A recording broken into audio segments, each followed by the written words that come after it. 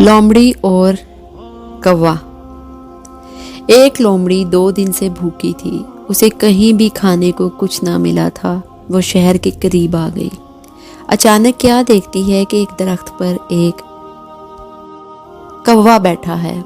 उस कौवे के मुंह में एक साबुत रोटी है। लोमड़ी के मुंह में पानी भर आया। उसने एक तरकीब सोची। वो कौवे की तारीफ करने लगी। भाई कौवे, तुम कितने खूबसूरत हो। तुम्हारे पर कितने खूबसूरत हैं। तुम चाहे रावी में नहाओ या जेहलम में, तुम्हारा रंग एक जैसा ही रहता है। सचमुच तुम परिंदों के राजा हो। तुम्हारा गाना बहुत मीठा है, बांसुरी से भी मीठा। दिल तुम्हारा गाना सुनने को तरस रहा है। जरा गाना गाकर सुनाओ। कौवे ने अपनी इतनी तारीफ सुनी कि वो फूल कर उपा हो गया। उसने गाने के लिए चूंज खोली। चूंज खुलते ही रोटी नीचे आ गिरी। लोमड़ी बड़े चाव से उसे खाने लगी।